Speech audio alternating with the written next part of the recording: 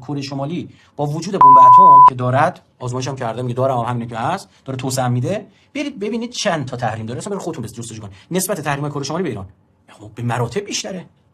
خب چه جوریه من اونم نداشته باشم تحریمم بشم، همچون بابا بخورم من پیازو؟ آخه این چی بود رفته بود نوشته چه؟ خب خوش انصافا. خب برای خونه خودتون اینجوری خرید میکردید؟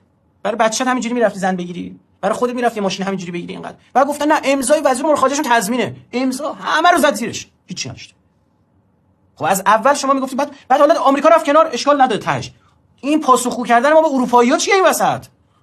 که آلمان هم از ما صراحتاً الان میگن، فرانسه میگه نه موشکاشون با روح برجام در تضاده.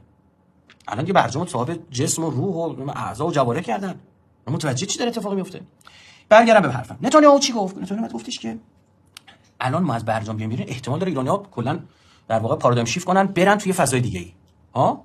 نکنه واقعا دنیا هم میپذیره بعد برجام، چون ترامپ زدش. باید خیالشون راحت میشد ایران تحت یه فشار رسانه‌ای قطعا این کارو نخواهد کرد. اون چی بود؟ سرقت اسناد پی ام دی ایران. که ما بیایم بگیم اسناد پی ام دی ایران سرقت کردیم، توش ادله اماره‌هایی پیدا کردیم، فکتایی پیدا کردیم که نشون میده که ایران به سمت ساخت سلاح هسته‌ای داشته میرفته. خوب نه داشته باشید، به سمت ساخت سلاح هسته‌ای داشته میرفته. دیگه نتانیاهو اومد رفت روی سن وایستاد، نمیدونم خدمت شما عرض کنم، شروع کرد رونمایی کردن، اسم دانشمندان نوشتن، از این کارا کردن. ببینم فیلمش هست. A key part of the plan was to form new organizations to continue the work. This is how Dr. Mohsen Fakhrizadeh, head of Project Ahmad, put it. Remember that name, Fakhrizadeh. So here's his directive. It's right here.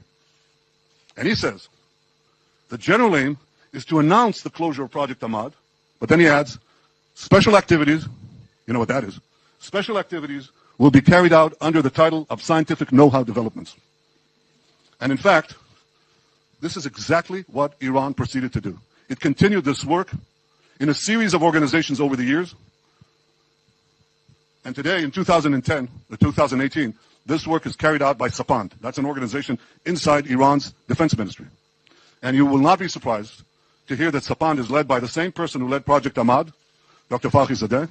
And also, not coincidentally, many of Sapand's key personnel worked under Fakhrizadeh. از اخبار امروز خبری فوری که اکنون دست ما رسیده، پایگاه خبری رجا نیوز نزدیک به سپاه پاسداران گزارش داد یکی از دانشمندان رده هسته‌ای و موشکی ایران به نام محسن فخریزاده امروز جمعه در منطقه آبسرد دماوند ترور و کشته شده. در بخش‌های بعدی خبر جزئیات بیشتری رو با شما فشار رو ایران بره بالا که ایران دیگه برجام خارج نشه. ایران آمریکا، یعنی آمریکا بره بیرون،